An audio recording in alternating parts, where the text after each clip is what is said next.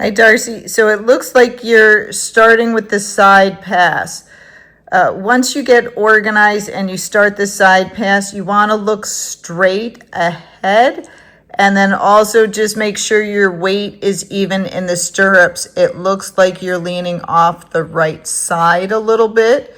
So look straight ahead, you have your weight centered in the saddle.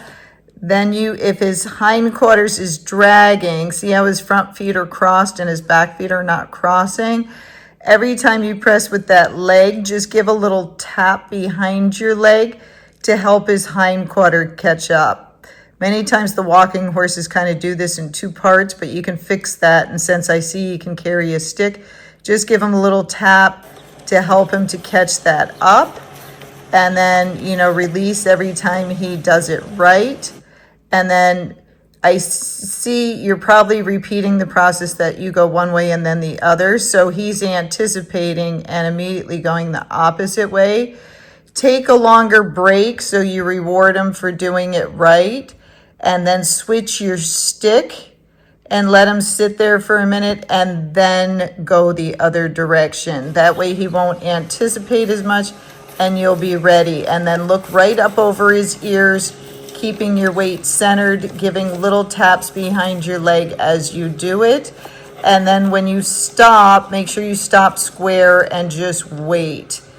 If you do it how you're doing it, you side passed and you did it both ways and then you backed up, the horse will anticipate and they'll also associate all those things together. And what'll happen is they'll go one way, the other, and then they'll start backing up. So you want to make it very clear what you want and try to separate them and give them breaks instead, so he doesn't start backing up and side passing, because he might with all those things so close together. So here it looks like you're doing your flat walk. I would raise your hand up a little bit so it's not touching his neck. And then keep just a little bit more contact so you don't let him look around. I would not let him look right and left, especially since some walking horses can trip.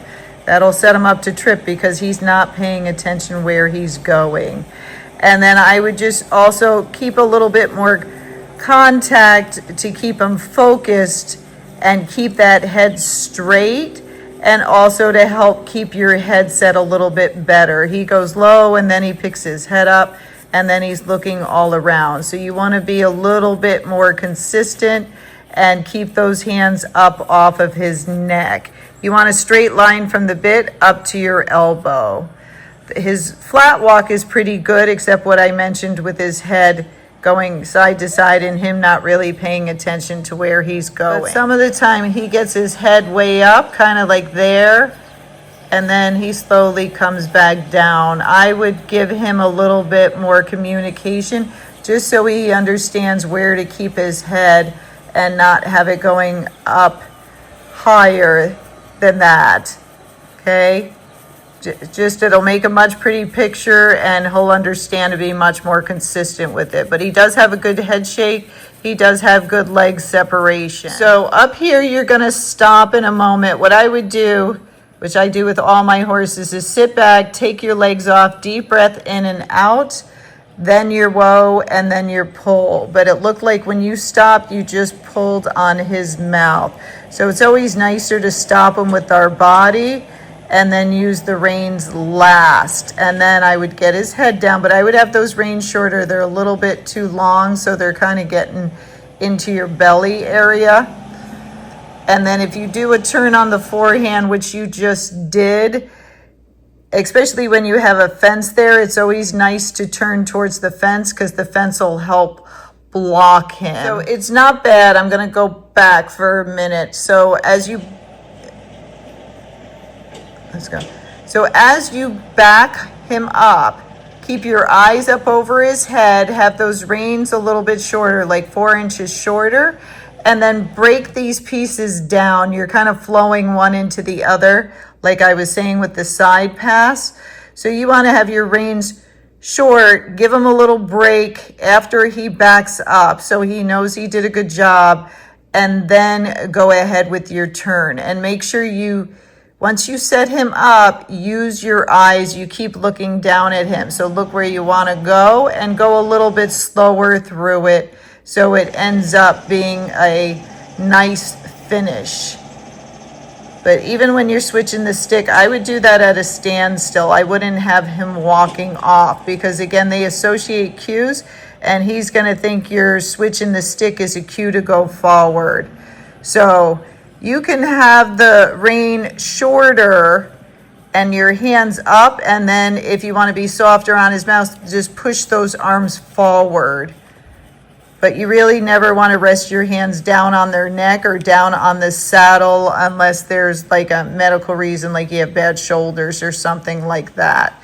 So that's a little bit better rein length. I'd still go a little bit shorter and then just release more with your arms instead of having the rein so long, because again, he's still kind of wobbling around. I'd like you to hold him a little bit straighter as he's flat walking. So like there, his head's going up a little too high, and then it does come back down. But if the rein was a little bit shorter and you had more contact on him when his head went up, it would be much easier to bring that head down so it's not so obvious that it's going up, you know, to kind of evade the bit or he's looking around. So I wouldn't be so loose with the reins until he's a little bit better with this. So this stop was much better.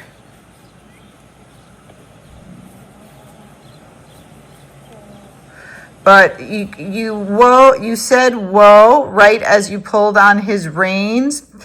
Horses don't get this concept on things unless things are separated. So I would say whoa and give him a second or two, then pull on the reins. Because you'd like him to stop from the whoa and not have to pull on the reins at all. But if you always say whoa as you pull on the reins, you're going to have to do both because that's what we're teaching him here. But this was better. He's standing still as you're switching your stick. It's much more organized, but you do want to look up. And so as you go to do the turn on the forehand, go slower so that way he's not moving his front feet around so much. And try to keep your eyes looking where you want to go, not down at his head. So that's better. He was getting a little too inverted there. So you just want to tap with your stick behind your leg if you want him to keep going when he's going the bathroom, and just be very consistent. If you want them to keep going, you just have to not give them breaks at all when you're out on trail, etc., to make sure that they keep going. So I like his head just a little bit lower because he's getting just a little too inverted there. So his head is kind of getting up by your shoulder level. I'd like it a little bit kind of below your chest level. Like that's a little better, and maybe just a tiny bit shorter. But his footfall is good. His gait is good. You got a nice running walk there. But when his head comes up, I would raise your hands up and hold a little bit more contact. It's fine that his nose is poking out. I would just like his head just a little bit lower, a couple inches lower, so he's not inverting his back as much. So we got to get your stop better. So again, I would kind of go through the cues that when you're going to stop, sit back, take your legs off, deep breath in and out with your mouth, whoa, and then stop. So those are all pre-cues to help him to know you're going to stop. And if you do that every single time you go to stop, they will start stopping like magic before you even touch their mouth. So there's your turn on the haunches. So that could be just a little bit cleaner. So as you're doing it, prepare and take your time. Make sure his head stays down, and then open your left rein up. Don't pull it back. So open your left rein kind of towards me, this direction, and have your right rein against him. Then turn your head left, which would be towards me, and then press with that right leg.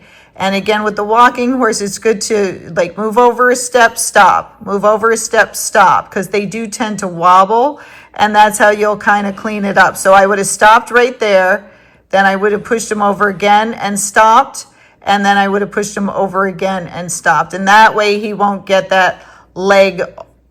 See how his leg is way over here? So he's going to have to adjust himself. So you really do have to help hold them together.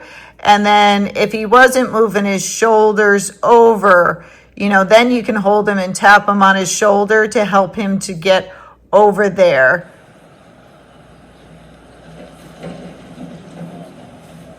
And if you're going to back up, just make sure you keep your eyes up. But again, I would space these movements farther apart from each other or give breaks in between them so he doesn't start associating them together.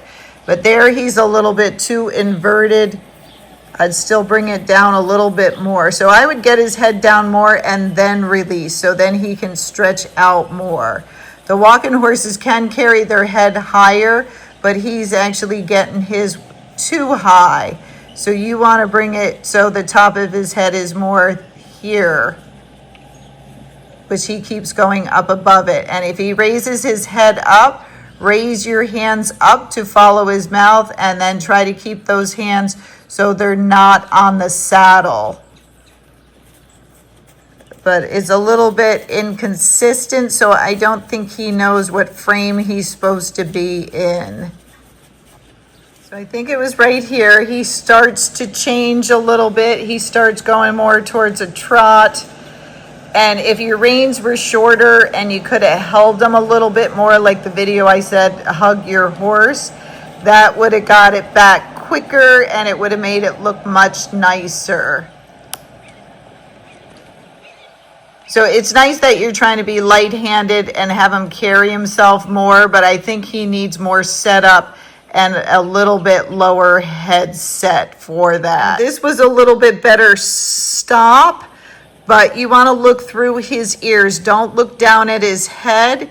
Keep those hands up a little bit. Take your leg off, sit back, deep breath in, then your whoa, and then pull last, but look through his ears.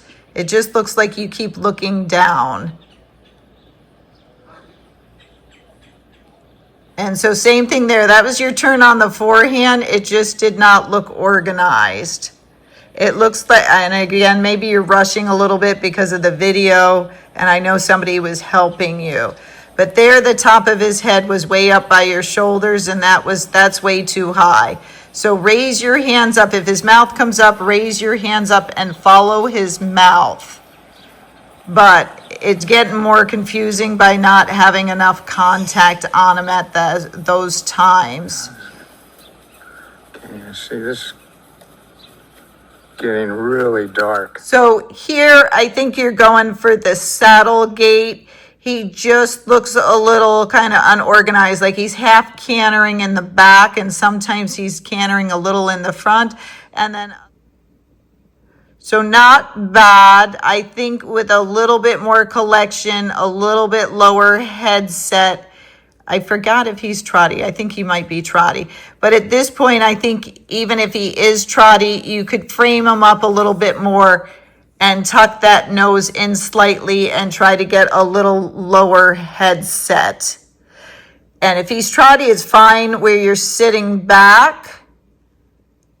But don't, as long as he's staying in the gait and not falling into a trot, then you can start sitting up a little bit straighter and a little bit more neutral. His gait's pretty good. It's not bad. He just looks a little bit strung out. So I think we could make it much nicer by framing him up a little bit more. And I'll send you a video so you get the idea how I would like him to look. So again, gait-wise, he's doing pretty good, but we could make it a little bit smoother with you by a little bit more contact, tucking his nose in some more. And then if your breeches have sticky on them, that'll help you stay in the saddle a little bit more. Otherwise, the fleece cover, I can't tell if you have one on there, can make it a little bit smoother so there's not as much wiggle in the saddle.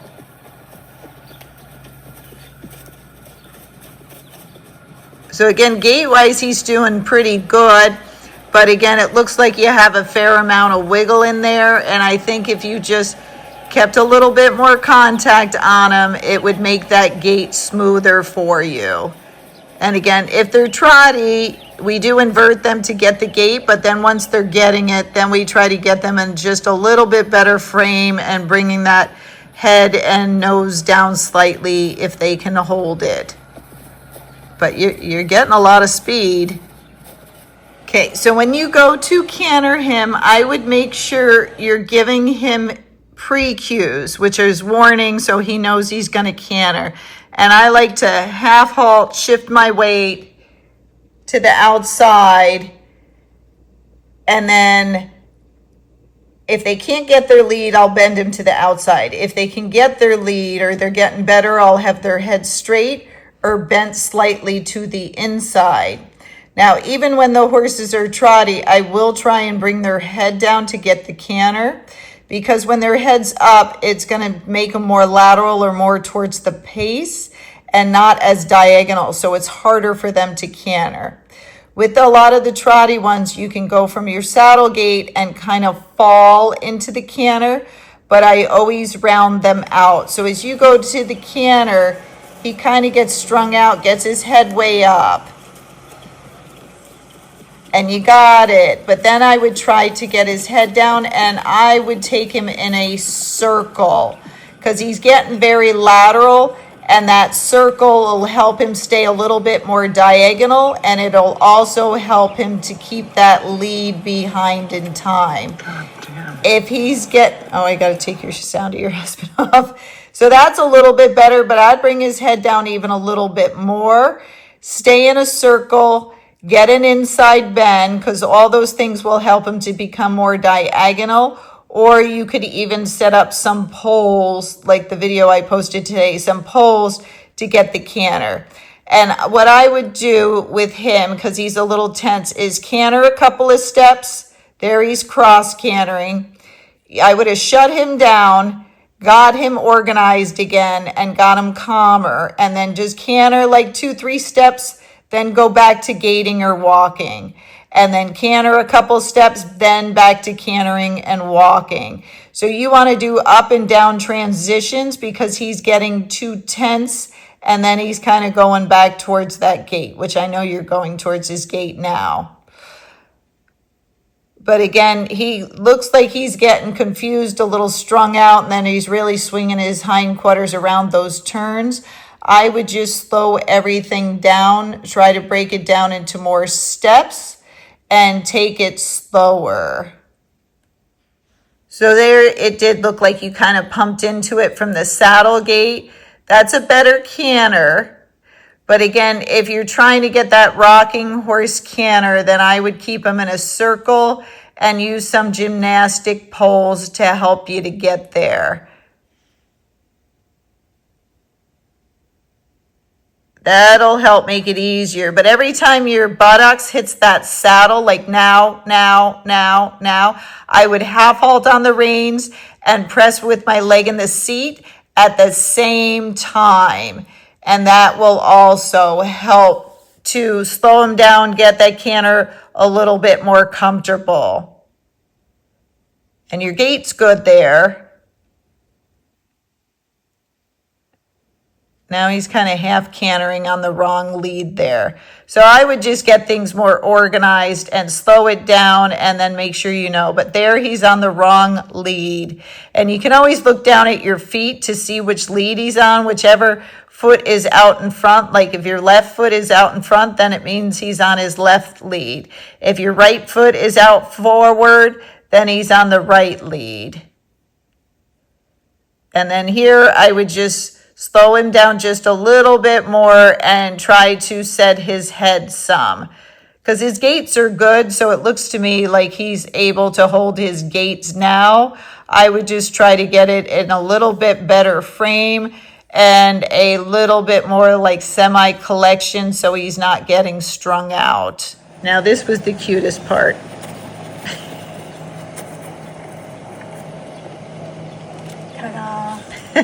So I think you did a great job, but what I would try to do are all the things I mentioned, but separate the movements, make them a little bit more clear, go a little bit slower with him when you're doing turns, bring his head down lower for his gaits, and see if we can get a prettier headset and get him so he's not strung out at all. But overall, I mean, you got all the gaits, you do got the canter, now it's just finishing it and making it all look nicer. So bravo, because I know this is your first gaited horse. Think you did a great job and you've come a long way.